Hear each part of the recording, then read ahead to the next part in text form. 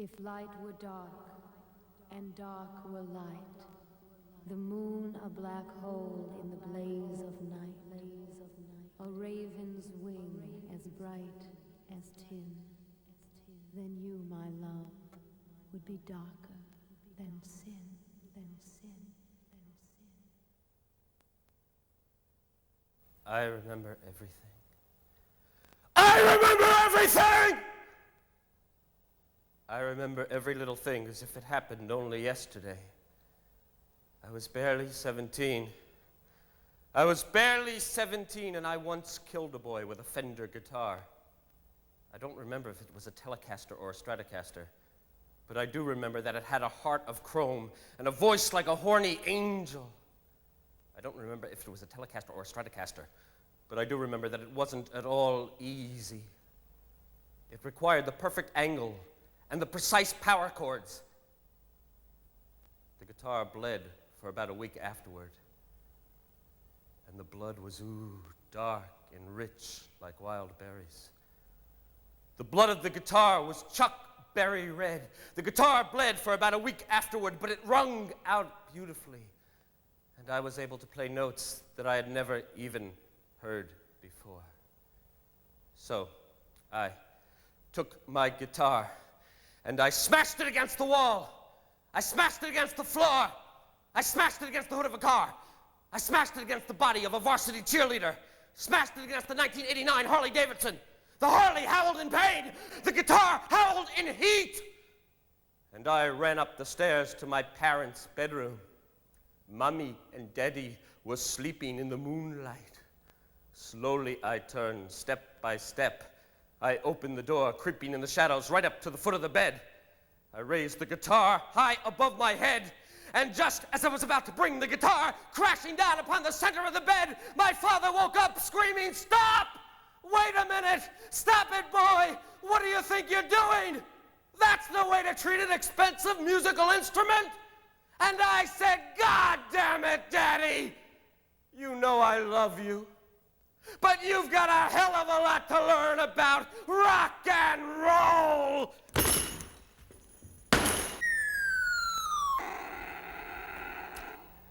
Hello, I'm Jim Steinman, and I'm actually here to talk to you about an album that I've just completed. And I'm not sure how many of you know who I am. Jim Steinman is, he's pretty cool. He's a pretty cool guy, but he still owes me money. I've done a lot of production and writing, which you may or may not be aware of. Meatloaf, Bonnie Tyler, Sisters of Mercy, and that's not important. What's important is the record I have to talk about is a record I've just completed called Original Sin with a group that I put together called Pandora's Box. Pandora's Box is always one of my favorite myths, and that's why I thought this would be a great name for this group. I really wanted to do a girls group very badly. Either that or I just really wanted girls. I'm not sure which it was, but I was trying to combine professional and personal concerns. And I really wanted to do a group like when I was growing up, one of the biggest groups to me was the Shangri-Las. Shangri-Las was my favorite group I ever grew up with. Just when I was reaching puberty, they wore black leather, they had long blonde hair, they were really filthy. They came from Queens, New York. Everyone in Queens, New York is really filthy, but not everyone in Queens, New York wears leather. That's the reason they were stars and the other people in Queens are real schmucks. The Shangri-Las were definitely bad girls. They had spoken words. That was the record where people said, how did he look? And she said, he looked real good. And then she said, how does he dance? And she said, close, real close. And I thought that was the sexiest words I ever heard in my life. It was the first record I ever heard that was like a little mini drama, like a mini opera. Opera. I grew up listening to opera and rock and roll at the same time. I listened to Richard Wagner, I listened to Little Richard, so it came out as Little Richard Wagner, and it was great. I couldn't tell the difference. I thought all rock and roll was really operatic. I thought all opera was really rock and roll. They were both really physical, they're both excessive. I love things that are excessive. I sort of started that point and worked my way up.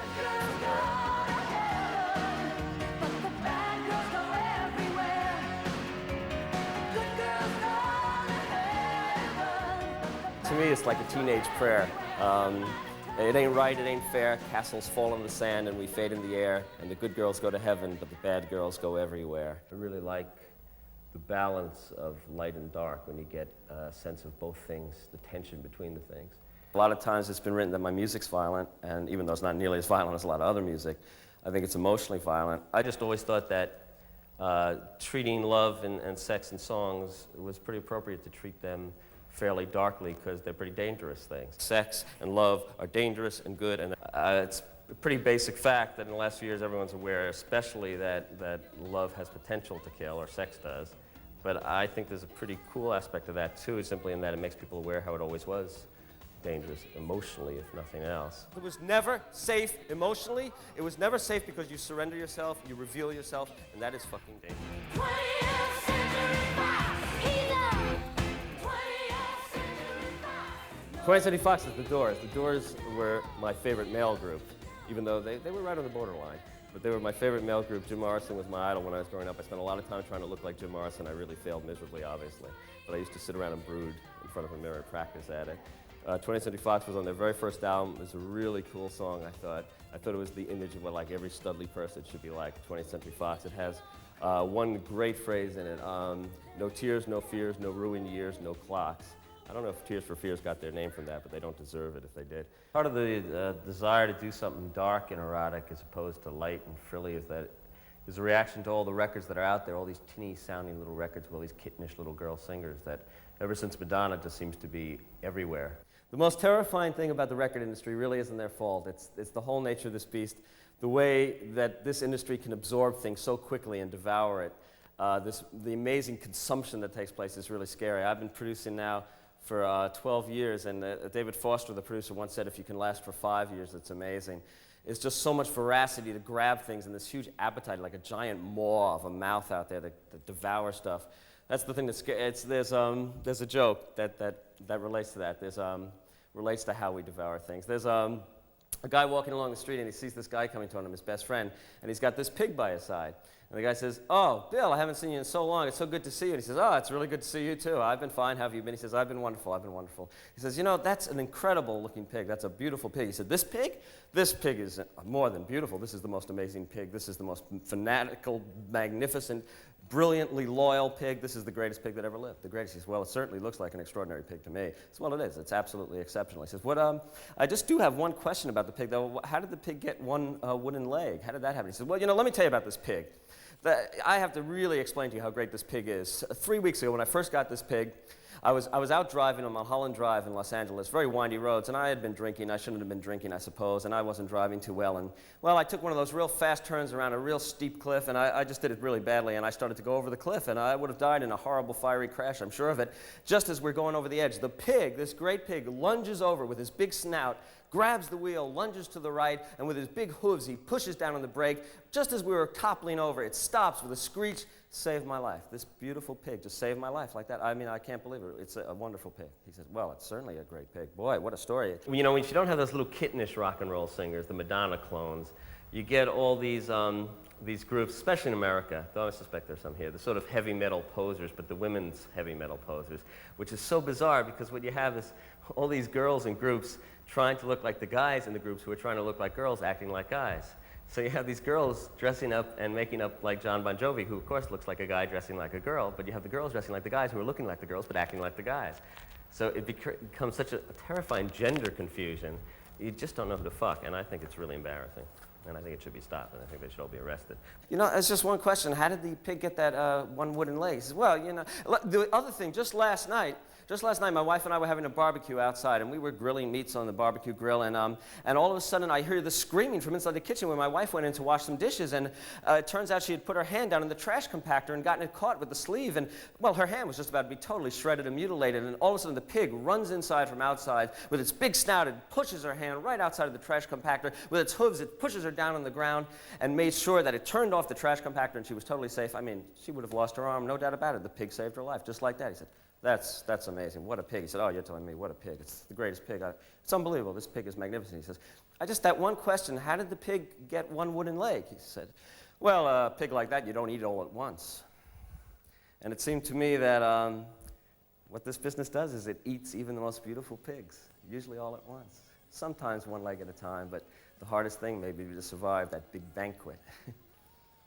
And I thought it'd be nice to have something with a little dark depth and power to it, something with some sock, that weren't just little girls, but had some element of being women and being tough.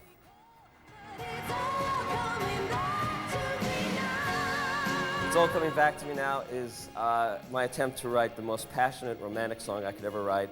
I was writing it while under the influence of Wuthering Heights, which is one of my favorite books, and it's always made much too polite. It always has been in the movies, and this is in the Wuthering Heights of Kate Bush, that little fanciful Wuthering Heights. This is like the scene they always cut out of Wuthering Heights is the scene where Heathcliff digs up Catherine's body and actually dances in the moonlight on the beach with it. And I just think you can't get more extreme, more operatic or passionate than that. And I was trying to write a song about dead things coming to life. I was trying to write a song about being enslaved and obsessed by love, not just enchanted and happy with it. It was about the dark side of love, but about the extraordinary ability to be resurrected by it once dead. And I just tried to put everything I could into it, and I'm real proud of it. I did all these projects over the years and kept looking out for girls to work with. And finally, in the past year and a half, found 4 girls who I thought were extraordinary. Elaine Caswell deserves some sort of Purple Heart because she sang It's All Coming Back to Me Now and collapsed about 5 times while singing it. It's amazingly hard to sing. She's a great singer, someone totally new who nobody knows, and she looks like an avenging angel, and I think she's great. I didn't want to have the Supremes. I didn't want to have 3 background singers and 1 lead singer. There are 4 lead singers. And they do sing in the background, but everyone sings leads on the album. It's split up about 2 apiece. Ellen Foley, I met when I did Meatloaf in Bat Out of Hell and Paradise by the Dashboard Light, and she's about as powerful a performer. I remember everyone knows that there are things called stand-up comics, and when I first saw Ellen Foley perform, I thought she was a stand-up tragedian. She's just, if she stands there, she's immediately something tragic about her, but she's so funny and so tough. She's the toughest girl I had ever met, and she should have been in the Shangri-Las, but she was much too young. These girls, 4 of them, are the centerpiece of this group, and I do the keyboards and arrange, write and produce, wash the clothes, do the underwear. And there's a band too, 6 guys backing them up, but the key to it is really the girls. Gina Taylor, an amazing, amazing singer. Saw her first doing Tina Turner in a sleazy club. She did Tina Turner as well as Tina ever did, I think. Brilliant, brilliant, powerful, fiery singer, just amazing. The band is a great band. The band is all pretty much teenage boys because the girls demanded it, and that was part of their contract. Deliria Wilde was in a nunnery 5 years ago, studying to be a nun, was kicked out for something I could not possibly even mention. It was so shocking even to myself. She's one of the coolest singers I've ever known, of Cuban, French, Italian, German descent, in that order, and she sings on the album, and she's the most amazing dancer I've ever seen, and I think that a gynecologist should really examine how she can do those things. But the point being, what is the point? The point is that in the album I was trying to get some real dark, erotic music and lyrics that was about how dangerous in a really seductive and important way, the best kind of unsafe, necessarily unsafe way that love can work. And I really thought you needed girls to do that. It Just Won't Quit is about the fact that there are some things you never shake off, and well, it's like the song, Addicted to Love is what it's about. And it's about, there's a key line in there, is this a blessing or is it a curse? Can it get any better? Can it get any worse? And my favorite line, is it richer than diamonds or just a little bit cheaper than spit? I don't know what it is, but it just won't quit. And that's love, I guess. Pandora's Box seemed like a good title because it seemed like a good modern image of, going back to opening the box and all the sins of the world pouring out. I love the idea of a box that opens up and all the sins of the world come out of it, because it seems to me, as well as being a terrifying box, that's also a treasure chest, because the one place, if you were really honest, that you'd keep all the sins of the world would be in a treasure chest, because it's something you absolutely would have to be, you'd want to hand down from generation to generation, because without all the sins of the world, there wouldn't be all the blessings of the world.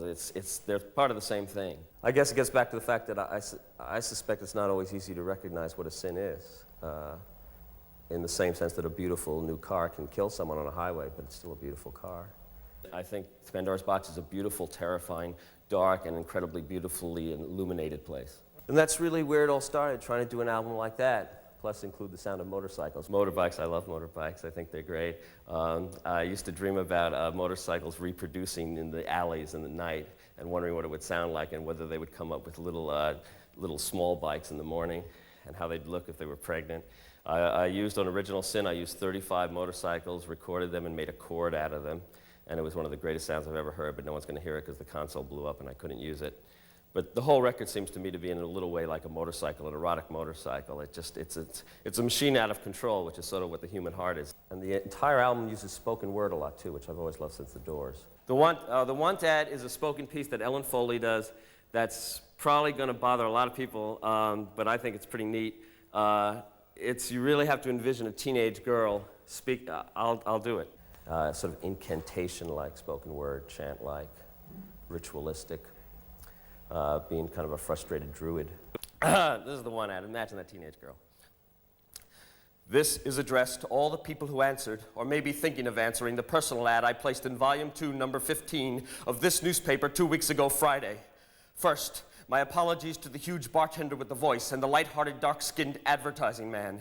If either of you had called me back, I might not be writing this retraction of my ad, even though I will soon be too busy to date much. But why didn't you call back?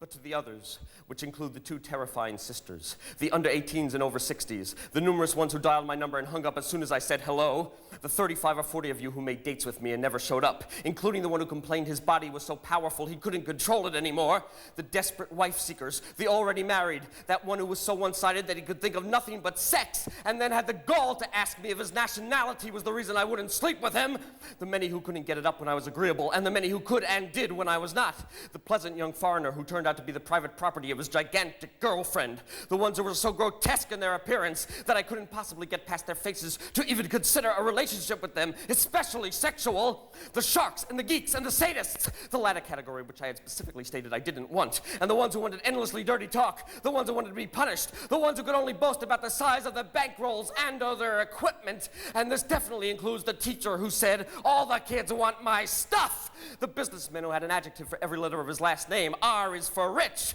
the pathetic little husband who was nothing more than a vegetable, and his vegetarian wife, the ones, and there were many, who said, my name is so-and-so, how far do you go? The 300-pound lady judge who screamed abuse at me, the transvestite who wanted me to support him, the numerous young studs who had nothing to offer besides the negative results of their goddamn blood tests, the diminutive actor and the other short ones, the astronomer who cried like a baby and said he had been betrayed by every star he ever knew, the fanatic priest who wanted me to confess to things I had never even dreamed of, the worn-out soldiers, the burned-out poets, the pumped-up jocks, and the used-up kids, the racists, including the one at whose place I left my white sweater, and I'd rather cut off my right thumb than go back for it, the drunks, junkies, crack, and cokeheads, the multitude of liars, and especially the nice ones who never called back.